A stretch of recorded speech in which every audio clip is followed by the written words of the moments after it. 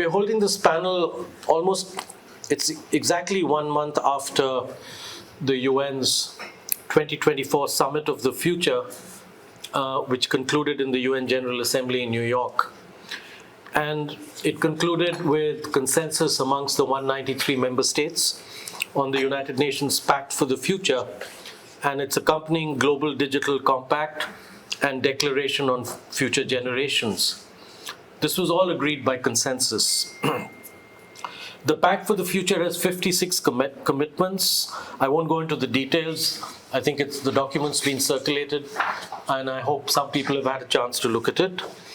And I think the other reason that we're having this panel now, one is to reflect on all of this 1 month after this very important set of documents, historic documents. I'm sure history will judge them as they judge all such documents. But we're also just two days away from commemorating the 79th anniversary of the founding of the United Nations on October 24.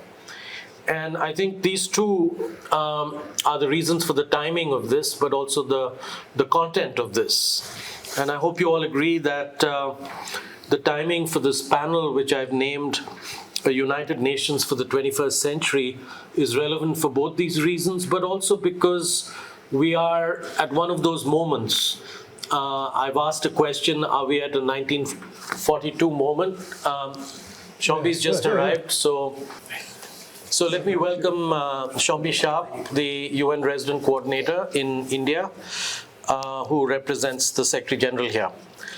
So I was just saying that we are having this just 2 days before we commemorate the 79th anniversary of the founding of the UN.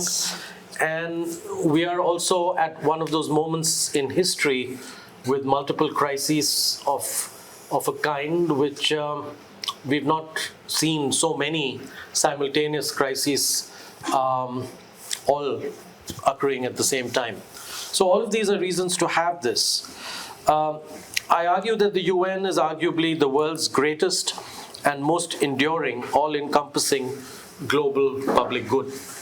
It's of course not an end in itself, but I think any independent objective assessment of the organization would probably conclude that it has made an enormous, largely measurable but partly immeasurable overall positive and constructive contribution to the world and its citizens over the last almost 80 years, since the founding and the signing of the UN Charter in San Francisco on June 26, 1945.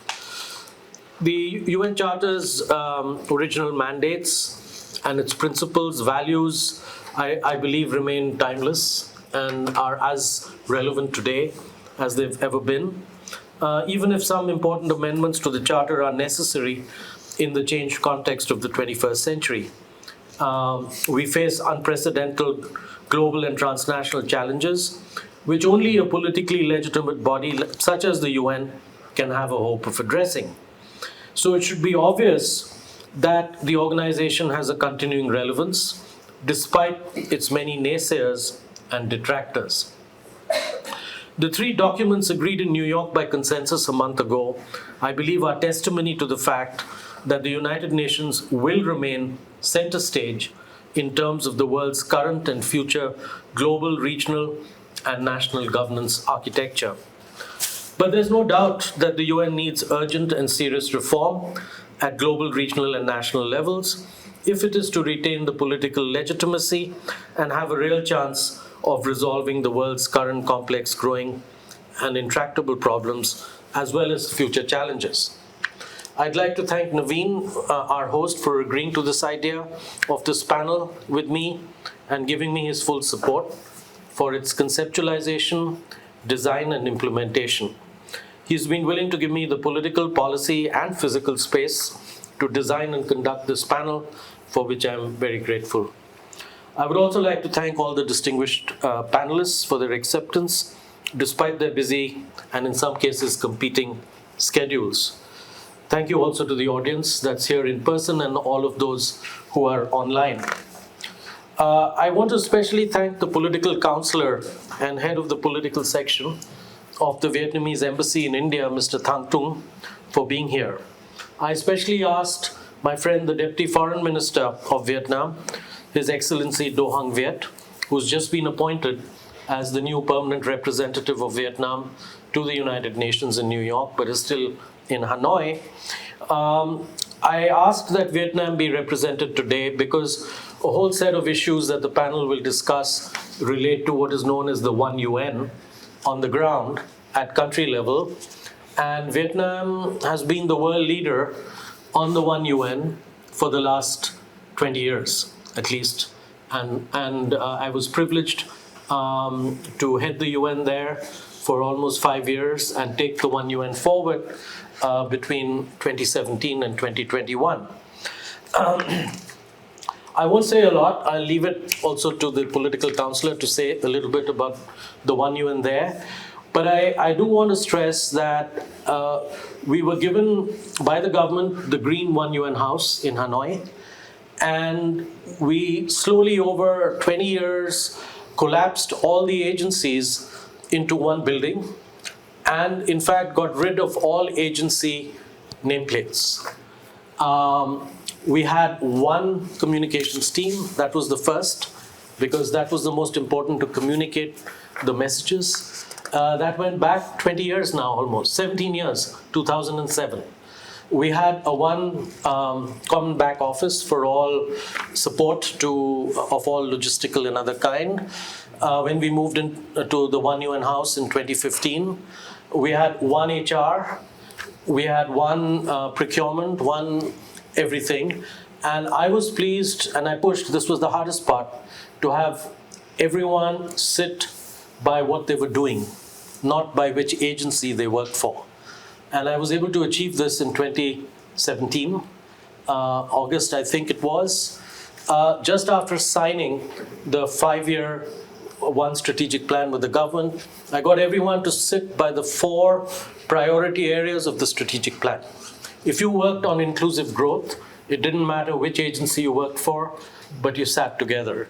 If you worked on inclusive social inclusion, that's what you did. If you worked on climate change, that's what you did. If you worked on democratic governance or justice, then you sat together. So we achieved that, and I'd like to thank the government of Vietnam for facilitating it. They were a great support. Of course, we had resistance, and there's still resistance from some UN agencies. And I understand things have moved a little back after I left. But I do believe that while that's not, sitting together is not an end in itself, it's actually a requirement if you're going to transcend barriers of different agencies. And we were able to do that in Vietnam. I think it was the first and only country in the world where the UN was able to achieve this. I'll just say that I'm going to now sort of moderate by the 2 broad categories of questions. The first broad category is about the One UN at both the national and regional level. And there are 2 questions there. A number of our panelists who've been introduced have identified which questions they're willing to respond to. And I'm going to start with Ambassador Nambia, who said that he would be willing to speak to what I would call A2. A is the first category, the One UN category, question 2. And then I will ask Shombi to also comment on that. I will ask Ambassador Kamboj to comment on A1, Shombi, both A1 and A2, and we'll take it from there. So we'll start with the One UN, and then we'll move to the global later. Ambassador. Thank you. Thank you very much, Kamal. It's an honor to be here this evening, particularly in the context of the forthcoming UN Day that we're going to celebrate. Now, it is now a truth which is becoming a truism, which when you talk about the United Nations as being based on 3 pillars. That is the beginning of your question, the universally agreed 3 pillars of the United Nations, which are peace and security, development and human rights. But I would like to say that around 2001, when the UN intellectual history was being discussed under Kofi Annan, he wrote a foreword to the publication then when he identified four big ideas that have animated the humankind, as it were, and which are, in a sense, embodied in the United Nations. The three which is here, that is peace, development, and human rights. But one which has now, of course, not been talked about very much, but which is relevant, independence. Independence was very relevant in the early years of the UN. From 52, it moved across to 193 member states today. The main reason was decolonization and, of course, the breaking of the Iron Curtain in 1989.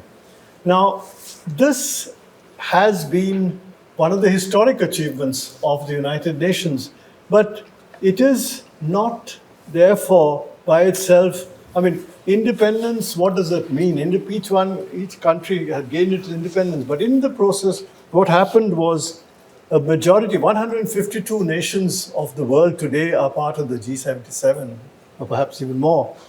But a large majority of them are actually in the midst of crises. They're developing countries in the midst of crises. They are facing multiple crises. They're basically because they had actually almost since their formation, they've been dependent on external assistance. They've had problems of poverty. They have problems of public health. All of which is, in fact, is under the rubric of the UN's activities are being considered. But in some ways, in each area, you find there are major, in a sense, shortcomings which the system has not been able to, in a sense, provide to these nations. And one of the major reasons, I think, one of the major elements of this kind of failure of multilateralism to provide the public good for these developing countries, particularly the vulnerable among them, is to be able to tackle their financial requirements and debt. And I think this debt, public debt, has become the biggest problem, particularly after the 2008 crisis. And that, I think, is the biggest problem which we face. And in fact, in April, I recall the Secretary General himself talked about it, and I think I need to perhaps read out what he said. Instead of safety net, developing countries are faced with an outdated, dysfunctional, unjust system that isn't meeting their needs. Their isolation is not an accident. It is an inevitable result of the way the global system was designed, not a bug, but a feature. The institutions of the Bretton Woods system, particularly which he talks about, were designed for the world of our grandparents, not the world of today, let alone the world of our grandchildren. Over 3/4 of today's countries were not present at the creation of the World Bank and the IMF, and in many cases, because they were still under colonial rule. These institutions are designed by the richest developed countries and remain dominated by them. Today, many developing countries are stranded in the Bretton Woods system without a map. No example of the international financial architecture's failure is more glaring than its handling of debt. The last 4 years have been nothing short of a debt disaster. Developing countries already face the bias of credit ratings while paying much higher interest rates compared to developed countries. In this post-pandemic period, interest rates have soared to perilous levels. Development plans are quickly swamped by the tsunami of debt servicing. Now, let me take just one or two instances of this. The most important being I think the question of the multilateral development banks, the need for drastic, let's say, in a sense, refiguring, reconstituting, reimagining of the multilateral development banks to meet some of the major needs of the sustainable development goals, particularly of these countries. Now, if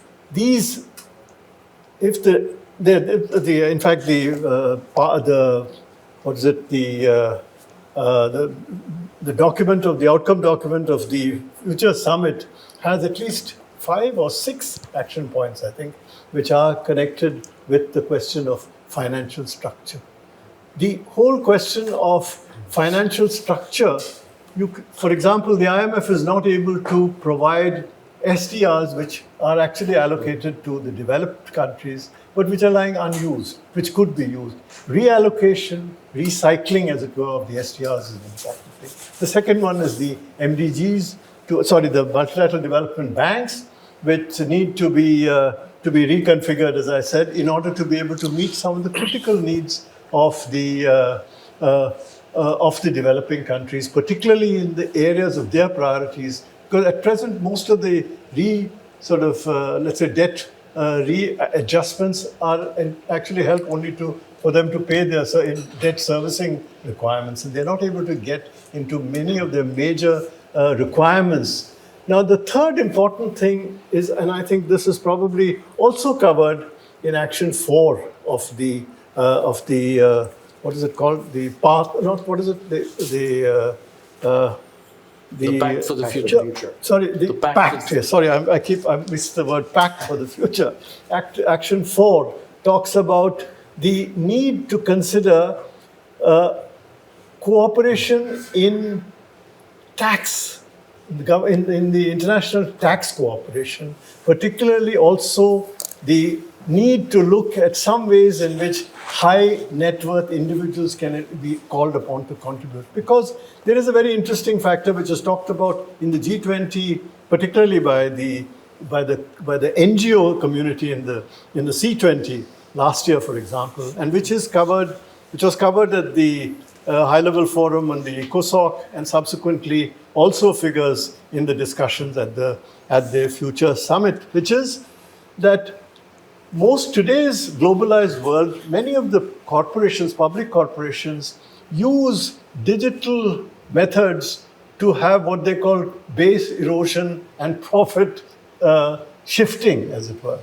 They are able to take away the profits straight away without the host country not even knowing that they've made their profits in one particular country. And it goes to some sort of remote tax haven. Whereas the legitimate tax, which the countries, particularly the poorer countries, should be getting from the activities of the multinational corporations, are not being given to them. This major thing has been addressed, but it has been addressed by the OECD, and I think there's a conflict of interest. So it has to be done within the format of the United Nations, and I think it is important that the UN look at international tax cooperation from the point of view. Now, these, I think, are just 3 of the elements which I think are needed. Now, one UN, this is all this, as you say, again, one UN, I think that for the entire UN family, I think the total budget is about, 60 billion, out of which 62%, I understand, is earmarked funding. 80% of the developmental funds are earmarked. Now, what is earmarked funding? It's actually a retreat from multilateralism. If you look at it honestly, it is a retreat from multilateralism. What you need, if you are able to get core resources for the UN, then I think you can really put it to a use in terms of what your project, what your country analysis talks about, what your cooperation framework talks about, you can get there. But if it is earmarked, which is in the case of almost 60%, as I said, it is really given by countries to specific donors, particularly, perhaps it's connected with the SDGs. But this is what at least civil society calls cherry picking of SDGs. You can't have this kind of cherry picking, and it has to go towards the actual requirements of the countries concerned. And I think this can happen only if there is one UN. And so I'm going to turn to the pact, actually the funding compact which we have talked about, has talked about raising the funds. But so far they've not succeeded, from 19% or something. At best they're coming to 20, whereas they said a minimum of 30% should come. There's no way in which you're going to get to that. How are you going to do that? That's the big challenge. I think that's only one. I'll stop there. Shombi, you're just back from New York. Yes. For the annual meeting of RCs with the Secretary General. So fresh from there, what do you have to say? Thank you, Kamal, and great to join here with the colleagues at the table, especially humbling to be with Mr. Nambiar, who knows a lot more about many of these processes than I do, and has really the strategic perspective. But I would just say, to kind of take a step back and recall that the reason for the formation of the United Nations was the scourge of war, the Second World War, trying to rebuild society, a new and better one. First of all, to preempt another world war, but secondly, realizing the interconnectedness between peace and security and development and human rights, that all of these things are indivisible and an integrated package. You can't have one without the other. Now, within that, and the United Nations was created, one of the mistakes I think that we can easily make, and we can be forgiven for making, is to look at the UN as one monolithic structure. But in reality, it's, if we look at a government, for example, you've got a parliament, you have a judiciary, you have an executive, you've got a civil society. All of these, it's a complex array of structures, interacting with each other in different ways within a broader framework. And so the UN is very much like that. And when we look at the Secretary General, at the Secretariat, at the bodies within which the United Nations has, you could say, direct influence and control, I think that there we've seen a lot more progress in terms of reform and keeping up with the times. Not enough by any means, but Secretary General, certainly as Mr. Nambiar was saying already, successive Secretaries General have implemented various reform initiatives. So this Secretary General, Antonio Guterres, launched a significant reform back in 2019, and we've seen that kind of percolating its way through the headquarters, the regional, and the country level. So that's where, for example, from 2019, the UN resident coordinator, that's my position here and across all the program countries, was really cemented as the direct representative of the Secretary General in the country. That's one. Two, we created what's called the UN Sustainable Development Cooperation Framework, which is a revitalized, a singular strategic partnership offer with the host country, whereby the entire United Nations system present in the country is coming together to deliver with synergies for the greatest impact at the request of the host government.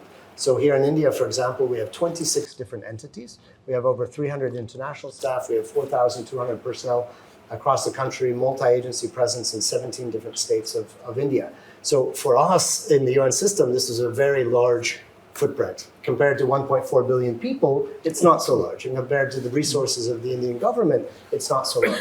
So we work very much in a partnership footing with India. It's a two-way partnership. And increasingly what we're doing is not only bringing best practice to the development needs of India and at the subnational level also, which of course we do across the world, but it's also using our awareness of Indian best practice, what's happening in the Indian development space, help identify, codify, and package Indian best practice for the benefit of other countries, take it to the international level, through knowledge products, through projectization, South-South cooperation, you name it, because India has been showing, has been delivering development at scale in a way, some have said frugal innovation, but in a way that's very relevant for, especially for Global South. But not only, digital public infrastructure is relevant for all countries, absolutely. So that's sort of one side of the picture where I think even though we can do better, and we must, and the Secretary General has put forward that agenda, we have done pretty well. Now, when it comes to the peace and security side and the political side, and of course, the first thing we think of is the UN Security Council. That's where the United Nations is very, very much behind. That's where we don't have we have the institution established by our grandparents or for our grandparents, cannot deliver for our grandchildren, this sort of thinking. And there's no greater proponent for reform at that level than the Secretary General himself, Antonio Guterres, for the Security Council reform. But that is the prerogative of the member states. That goes beyond the remit of the institution itself. So that's where we really look to the member states to drive this agenda and help us be fit for the 21st century. So that's really where I would kind of say, okay, we bring that whole picture together. And I was just in New York. Actually, my body clock right now is about 6 a.m. in the morning, if I'm sounding, a little bit fuzzy. But pleased to say that in this broader context of great crisis, we look around, you open up your device, look at the news, it's crisis everywhere, conflicts, climate change. We're just barely got out of a pandemic, the debt crisis, 40% of the world's population live in countries paying more on debt service payments than education or health. The good news is that the world has woken up on climate, for example, keeping 1.5 degrees there as our target, and came together under the Secretary General's kind of call for the Summit of the Future.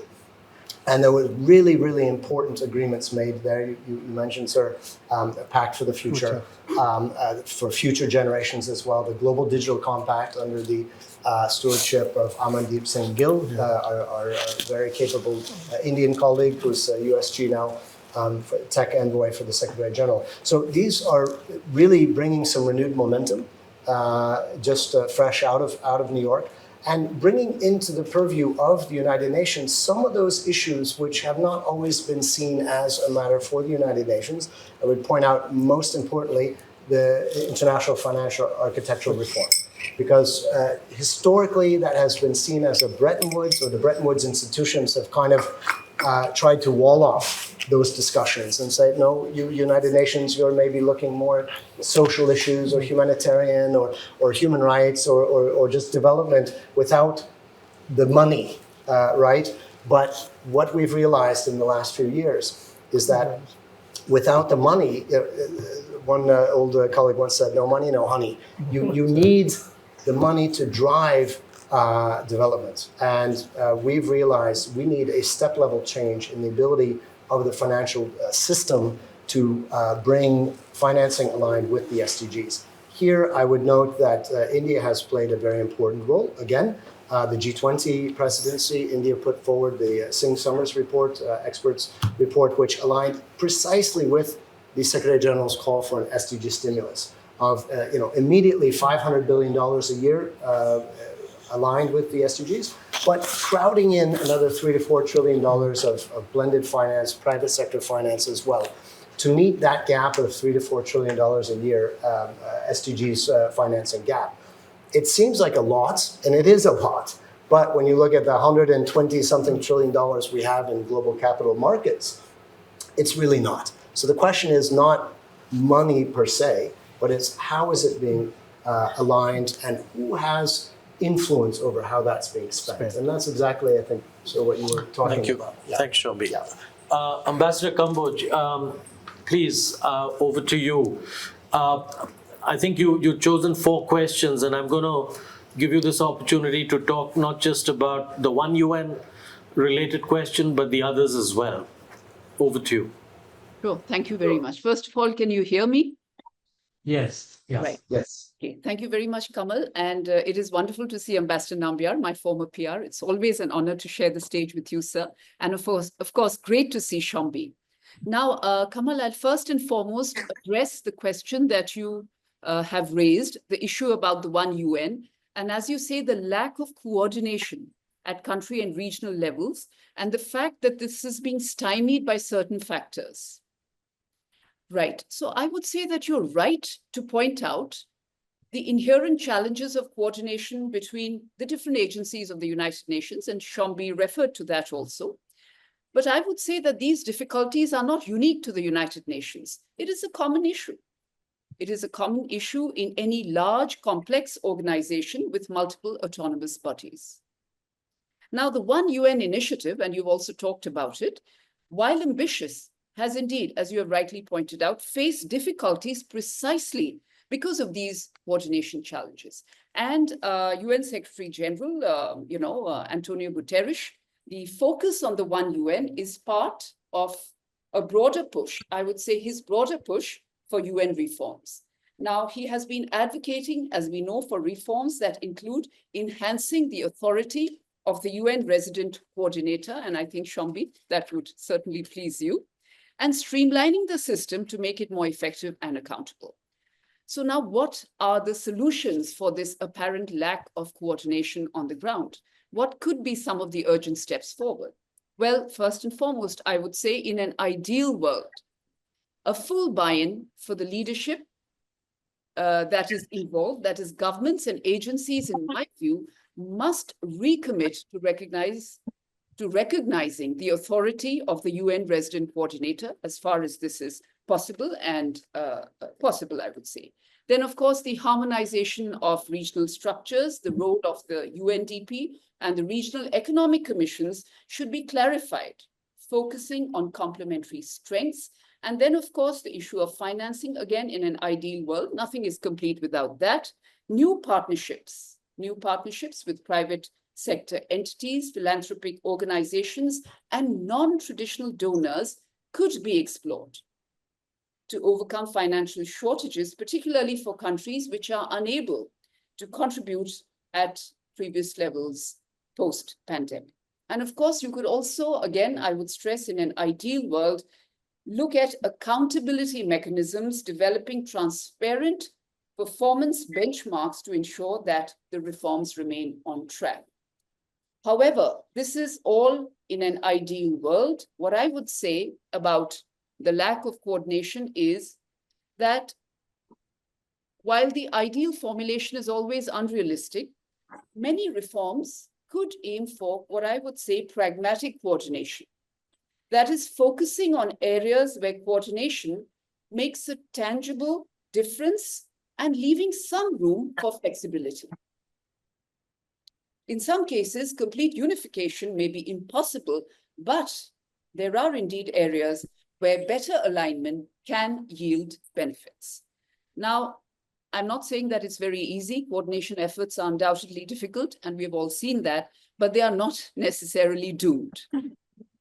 Some areas, such as humanitarian crises and development planning, have seen improvements in coordination when there is strong leadership, clear mandates, and joint funding mechanisms in place. The challenge lies in balancing the autonomy of agencies with the need for strategic alignment and a coherent approach at the country level. Strategic unity and operational autonomy is what I would say. So the idea isn't about erasing agency independence, but creating mechanisms that can allow for better collaboration where it matters the most. So collaborate, quite simply, where it counts. So that would be my take on the perceived lack of coordination at country and regional level as far as the One UN idea goes.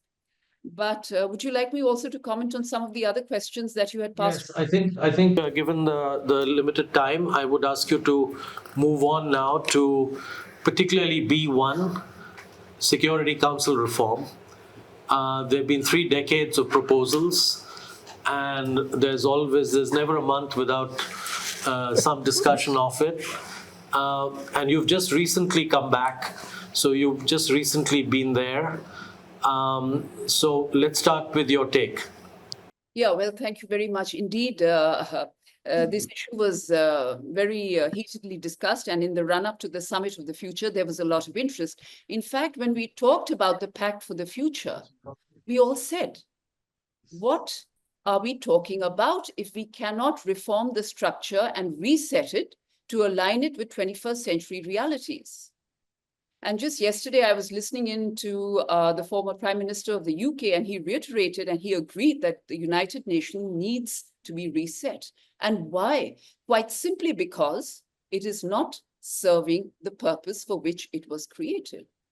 It has failed, without a doubt, in as far as the maintenance of international peace and security is concerned. And therefore, I think the very heart of the matter is to reform the system and bring it in touch with contemporary realities, bring in new players, particularly from the underrepresented and unrepresented regions. I would say a very strong case for Africa, definitely for India, and definitely for Brazil, bringing a greater diversity and democracy of voices to the table. Quite simply, I would say, more seats, more voices, or greater equity, greater legitimacy. So I think there is a very strong case for that.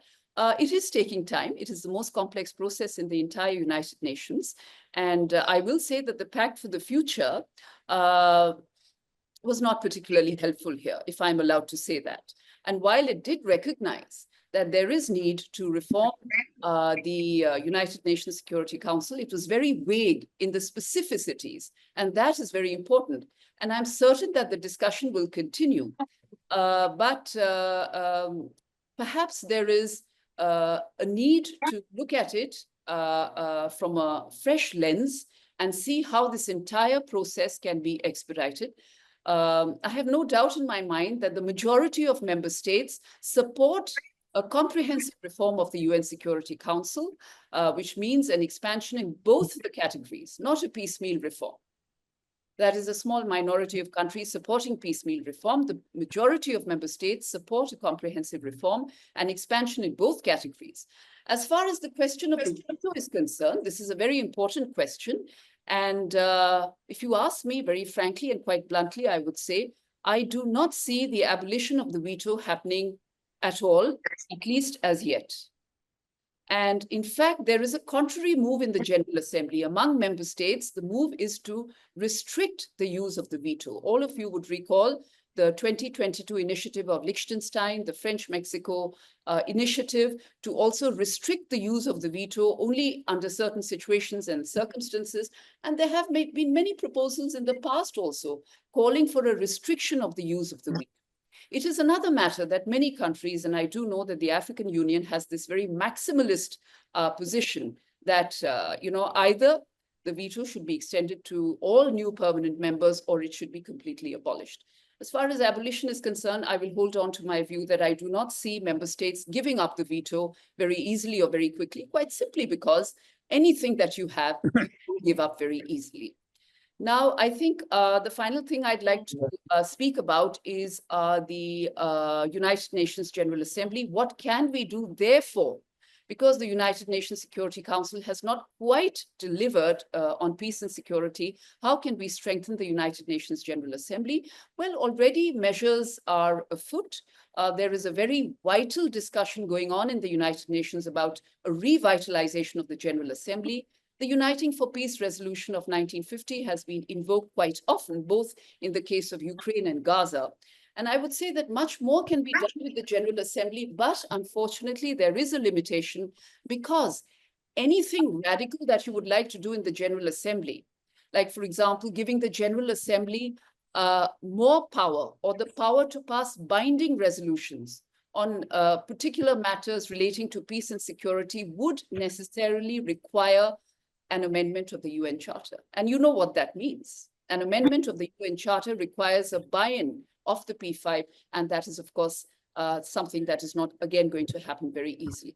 So there are lots of possibilities. As I close, I will say, I don't think we should give up. We should continue, because I think the most crying need that faces the United Nations is to make it fit for purpose for the 21st century. And as Ambassador Nambiar has pointed out already, this is a system that was created for our grandparents. And clearly, if we want the system to work, we cannot bequeath the same system to our grandchildren. I will close here. Back to you, Kamal. Thank you very much, Ambassador Kamboj, for those remarks. I'm going to specifically ask both Ambassador Nambiar and Shombi if they want to add anything, particularly on Security Council reform or the role of the UN General Assembly in terms of strengthening it vis-a-vis the role of the Security Council. Well, sorry, go ahead. Please, please. Inevitably, of course, one would have to make some comments. And I think I broadly agree with what Ruchira has said about the Security Council has been described as the cockpit of the United Nations. In some ways, it is true, because ultimately, peace and security is ultimately the touchstone of the work of the United Nations. Now, here, I will come back to you. I think you have to talk about the experience on peace and security of the big powers. Whether you call them victors, etc., is not the problem. Any big power by definition, is not going to give up the veto. There's no way in which it's going to give up the veto. So to think in terms of abolition of the veto, I think, is unrealistic, because that was what, in fact, led to the disappearance of the League of Nations. The fact that one, you could expel members, and second, there was a decision. There was no veto. Big powers, because they have the veto on issues of absolute importance for their national interests, are going to exercise their act in terms of the national interest, whether the UN likes it or not. And I think we have to recognize that.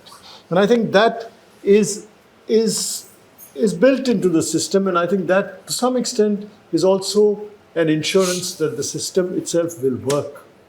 So while I agree with what Ruchira has said, that there must be some restraint on the use of the veto, it should actually refer to only matters which are of absolute national interest of the security of the statehood. For example, if there is today a situation like on the international situation today, if it was a League of Nations kind of situation, you would have seen the Russians expelled from the UN. And that was not going to help the international situation. In fact, it will lead eventually to the disappearance of the system. In your questions, you said, can we have a 1942 kind of a moment here? I think the situation is completely different today. The world is polarized today in a different kind of a manner. The power balance in the world is changing. And I think it's high time that the rest of the world, in fact, including the permanent members, wake up and smell the coffee. I think it is necessary. They must know that things are changing in the world, and it's going to change even further. Now, while talking about the need to recognize this, you say, will the new members, you talk about the BRICS, will they be able to live up to the expectation? This is not a popularity contest. I mean, it's not as if you must, start, the need for recognizing the reality of the change of power and therefore giving a seat at the table to an important nation is something that is recognizing a fact. It's not something that you're giving, it's not a kind of a certificate you're giving to people. And that is required for the pursuance of peace and stability for the succeeding generations. It's not something that you're not doing a favor to somebody. In fact, you're doing a favor to the organization, I would say. And therefore, despite the fact that there is going to be, obviously the people who have the power of veto are not going to give it up. And therefore, even the question of addition of new members will see a problem. You have had any number of propositions. The Kofi Annan's eminent persons gave one set of suggestions. A person like Mehbubani, Kishore Mehbubani, got the 777 thing, and now Quincy is talking, the Quincy report, you're talking about the 23, which a new system of, well, not a new, it was even suggested by Kofi Annan, the semi-permanent. These are all passages, these are all things which you need, propositions which you need to consider. And I think the Pact to the Future, while Ruchira has said that it's not as promising, I think it does actually suggest, it does have at least 3 action points dealing with the restructuring of the Security Council. And of course, while it uses talks about representative, inclusive, transparent, efficient, effective, democratic, and accountable. All these are actually like motherhood. You can't dispute them. But at the same time, the question is, when the pedal hits the metal, as in whatever you use it, that's when your national interest is concerned. In most countries are not going to look at all these kind of things. The question is, action point I think it's 40 or 41, it talks about intergovernmental negotiations. I think that's a very important thing.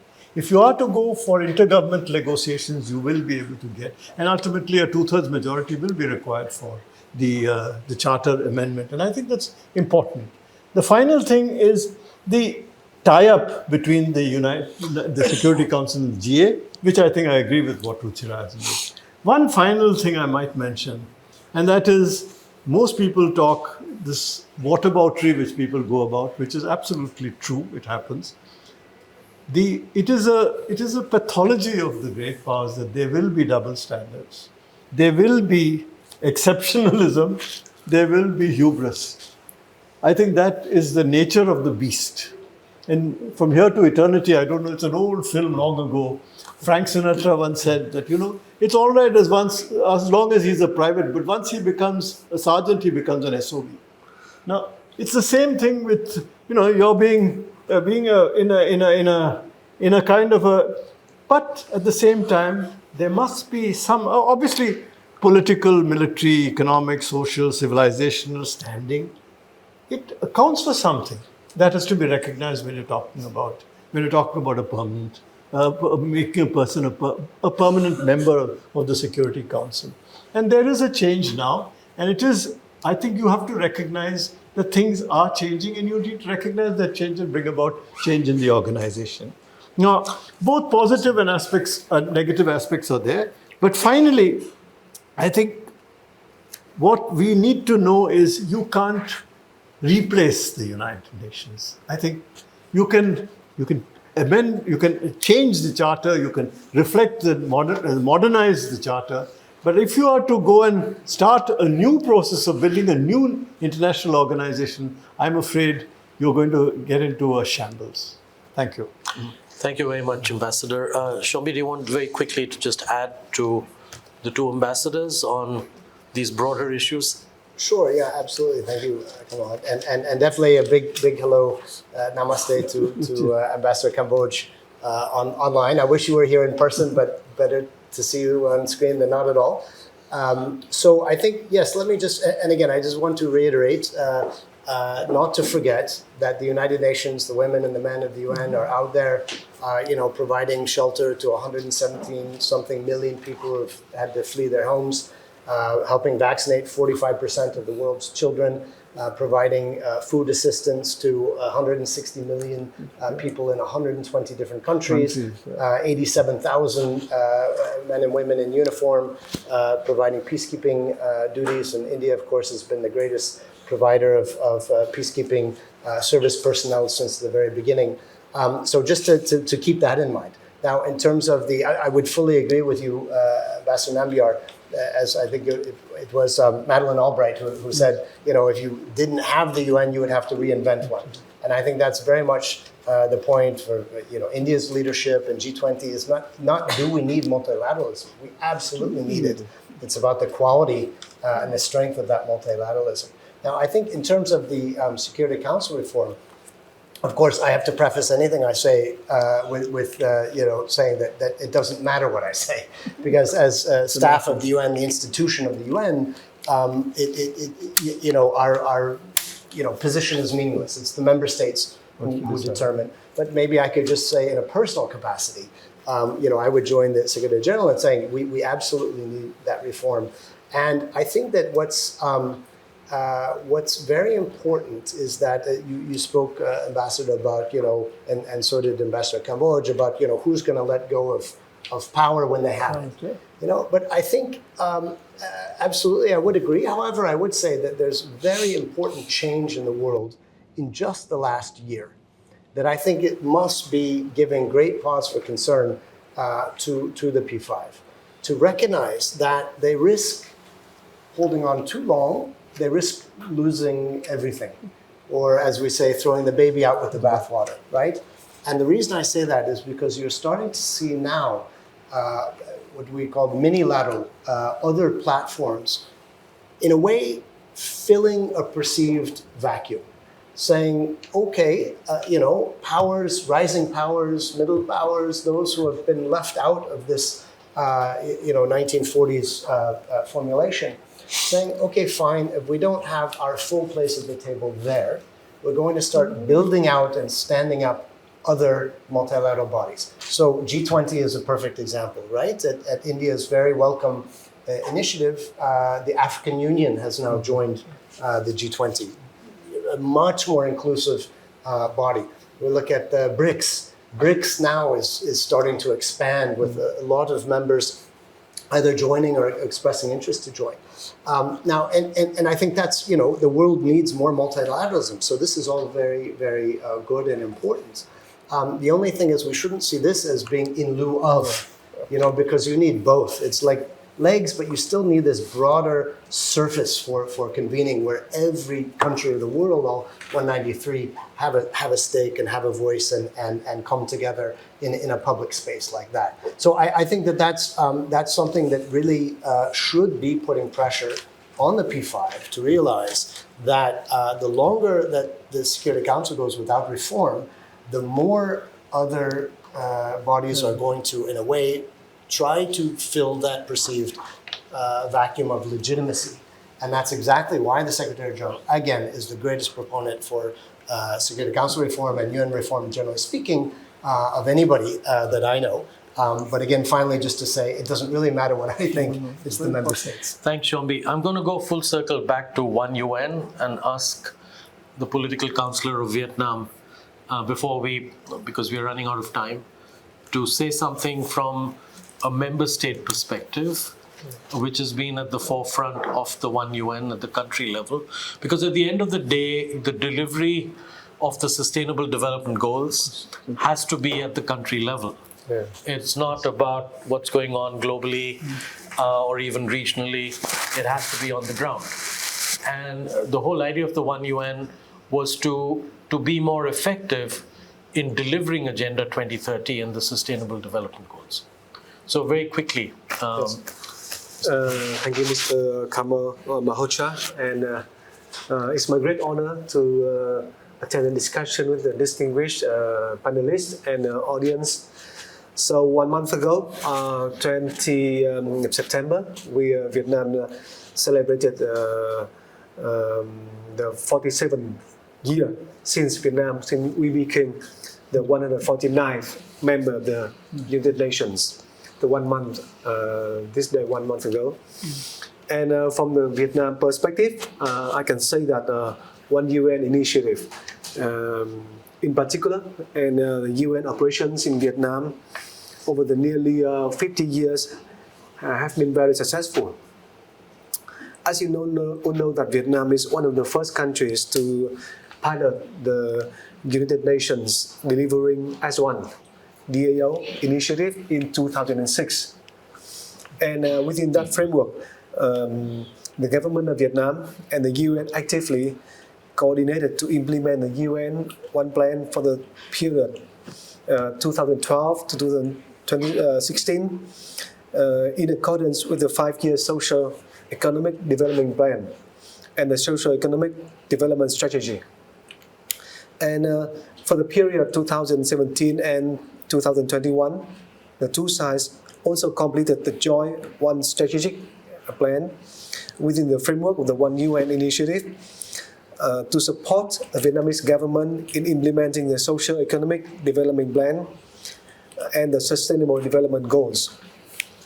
So since joining the UN in September 1977, Vietnam has transformed from one of the countries dependent on UN assistance to one that has strongly contributed to regional and global agenda, demonstrating its role as an increasing active member of the international community and including contributions to peacekeeping missions and the UN Women Peace and Security Agenda. We also held by the UN and international community and a successful example of implementing the MDGs and a country that is determined and committed to realizing 2030 Agenda for Sustainable Development. And as I read the recent interview just a few days ago by Mr. Kamal, one of the particular example and success of Vietnam is we have lifted 40 million people out of poverty in the last decades, and that no country on earth can do up to now. And for the UN reforms, we consistently supported reform of the United Nations to improve its representation, transparency, efficiency, and democracy. Thank you. Thank you, political counselor. There's a lot more we can discuss. I was told that we have 1 hour. I'm going to just say a few things, and I'm throw it open to 1 or 2 questions, but we don't have too much time. But I think it's really important for the government to lead the one UN on the ground. If a government doesn't lead it, it doesn't happen. And I think Vietnam's case is one where the government has led it for the last 2 decades. And even before that, even when there was no delivering as one, which was the pilot phase. And certainly as having been the UN resident coordinator there for almost 5 years, I saw that the government would actually call me in as a one-stop shop for anything to do with the UN, including the political side, including the human rights side. If there was any message to be conveyed to the UN High Commissioner for Human Rights, they would call me in. I would be summoned, and I would have to convey it. On the political side as well. So it was not just the development side. And this is the point of the second question I put there, that you cannot have a one UN on the ground if you segregate what is essentially indivisible. The 3 main pillars of the United Nations are indivisible. And if you try and segregate it and say only Today, development, it's not going to work. the Pact for the Future adds also gender empowerment as Right. almost as a war, as a 4th pillar. It's very interesting. So I think just a couple of other points. One is, of course, there is this whole discussion about broadening out representation in the UN General Assembly to bring in the private sector, civil society groups, academia, local elected bodies, essentially what's called a whole of society approach. That is also reflected in point 55 of the commitments in the pact. There is the whole issue which Ambassador Nambiar has referred to, which I've spent a lot of my life on, which is the Bretton Woods institutions and how they are essentially just specialized agencies of the United Nations, no different from the WHO or the ILO. Yet, they've been given a life of their own and no accountability. I think that accountability has to come back to a strengthened Economic and Social Council. I think there's the issue of what a strengthened peace-building commission can do, take away some of what goes to the Security Council and let the peace-building commission handle it. I think there's issues to do with a number of other things, and I would strongly recommend that people read the 56 commitments in the Pact for the Future. It has certainly made it clear that the UN, as Ambassador Nambiar says, remains center stage. If it didn't exist, you would have to reinvent it.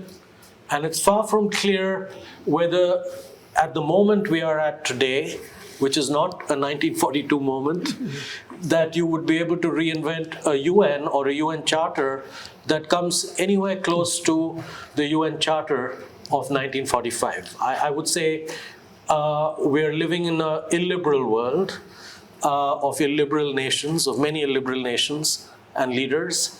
And so any new design would be far worse than what the Allied forces or the leaders were able to come up under the leadership of Franklin Delano Roosevelt in 1942, which was then the basis of the creation of the United Nations. I'm just going to ask if there are 1 or 2 questions. I'll start with Rashmi. You just want to say who you are very quickly. Okay, I mean, your UN link. Rashmi Jaipal, I'm a representative of the American Psychological Association at the UN, part of civil society in the UN.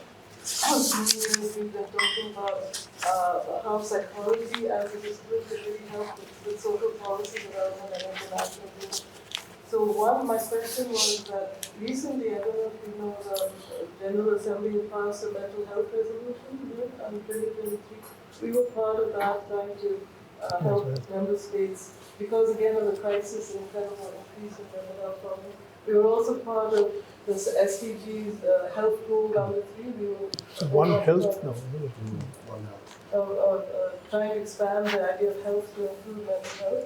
So what I was going to ask is now, in civil society, the UN is all about implementation. I remember we were told when the SDGs were passed by the Amina Mohammed and Ambassador Kurosi and that, look, you have to, now it's up to you. We've done our bit.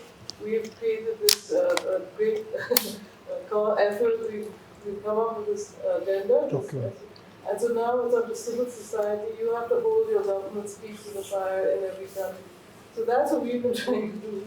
But the issue, my question is that, for example, this mental health resolution, there's this one UN system, which is this idea of coordinated UN agencies on the ground. Are they coordinating with civil society and multi-stakeholder partnerships? I was just wondering about that, because we're talking about how do we help the implementation of the resolution, because it's very different in different countries. LMICs are different from advanced countries, etc. And we have a lot to say in terms of how to implement it. Yeah. In fact, I think if I may just respond to that. I'll just now- get Radhika's questions so that Okay, we okay. can respond to both. Thank you, Kamal. I'm Radhika, I'm head of the UN Resident Coordinator's Office in India. In a very, very fractured world, we've managed to have the Back to the Future. I mean, even with the last minute's rankings, and almost at the risk of losing it. And yet, rightly, Ambassador Kamboj has talked about the lack of specificity and also the special lens that's required. Again, in an ideal world or going forward, what is that specificity that we should be looking at? And what is that special lens that countries like India, the G77 countries of the South, would like to see if this was really to be actualized? Okay. Do you want to? Oh, well, I don't know. Let me check the level of specificity to get the second question first. I think that, each country, each member state will have a kind of a level of specificity which is intrinsic to its own interests. So it is going to be difficult to have something which is agreed to in general. But if you were to talk about the normal conference process, ultimately it will have to be through the intergovernmental process. And I think that eventually will have to take priority. If you follow the intergovernmental process, I think you will be able. The question is, in this kind of a thing like reform, if there is a veto, this becomes a kind of a roadblock. Here too, it's a reality. If the P5 were to be opposed to it, it's not going to go through. But by pushing it again and again, I think there is a question of a public shaming of the people who are actually standing in the way of what is evident to everybody is a need for an updation of the UN. So that is one.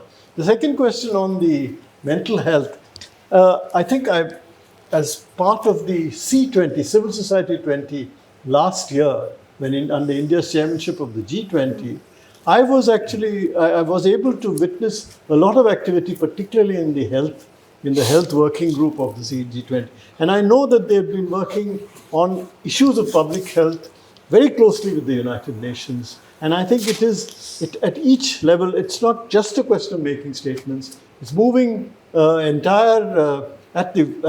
ground level, moving with the UN to look at an integrated One Health kind of a paradigm, which is now becoming more and more obvious, certainly in countries like India.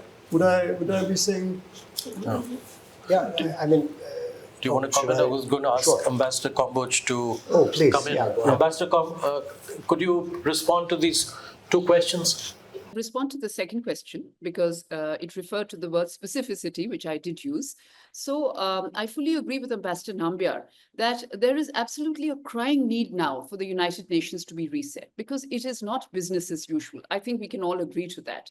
And as far as the Pact for the Future is concerned and the segment that looks to Security Council reform, I was there when all of this was being formulated. And as I've already mentioned, this is the most complex and most difficult process within the United Nations system. So when we started the negotiations, ambitions were high, hopes were high. But as we progressed, it became quite clear that this matter is going to be stymied yet again. So while it is very heartening to see that there are segments on Security Council reform and there is an acknowledgement to reform it, but because this proposal lacks specificity, it is vague on the details and the devil does lie in the detail. this whole process has to be looked at afresh. And Ambassador Nambiar is right again. Next year, the intergovernmental cycle starts. Not that we are pinning too many hopes on it, because it has been doing this for years and years. But however, it is the only process that we have in the General Assembly right now to deal with this particular issue. So I think we'll have to work harder, and whether and how we can achieve that consensus is another matter. So I think this issue is very important, but the bottom line is that reform is the crying need of the hour. And the bulk of speakers you would notice who spoke in the 79th UNGA all supported a comprehensive reform. Majority of them, all would be completely wrong. Majority of them supported a comprehensive reform of the United Nations system. And as far as India is concerned, I hardly need to point out that 4 of the 5 permanent members supported India's presence in an expanded Security Council as a permanent member. So I think this process is yet a work in progress, and let us see where it leads us. Every reason to be a little skeptical, but every reason to also be a bit positive. Over to you. Thank you. Shombi, last Thank word. you. Yeah, maybe I would, following on Ambassador Kamboj, again, because my opinion doesn't matter, maybe I can share it unofficially, that, you know, I think it's very clear, as you said, everyone almost unanimously agrees that we need this reform. And I think, you know, if you objectively look at the criterion, there's no country with a stronger case than India. I mean, the largest country in the world, soon to be the 3rd largest economy in the world. Wherever you look, whether it's economic strength, whether it's size, whether it's representation, you name it, you can't think of a country with a stronger case than India. So I can't imagine a scenario by which Security Council reform happens and India isn't there. But that's just my opinion. It doesn't matter. It's the member states who, of course, make that decision. And in terms of yes, mental health, I think that unfortunately, for all the wrong reasons, the COVID pandemic brought about a tremendous increase in the understanding of the need to address mental health, because we had an additional sort of, it's called silent pandemic mental health crisis as a result of the COVID pandemic. So I think, you know, we certainly in the UN system, I mean, we organize our cooperation framework here, the One UN. It's not One UN in terms of the Vietnam example, and I'll be more than happy if India would wish to adopt One UN here. But we organize around 6 outcomes. And, you know, there are several of those where this is very, very central. Health, of course, health and well-being, education also, the participation, ensuring services are reaching the most vulnerable, marginalized populations.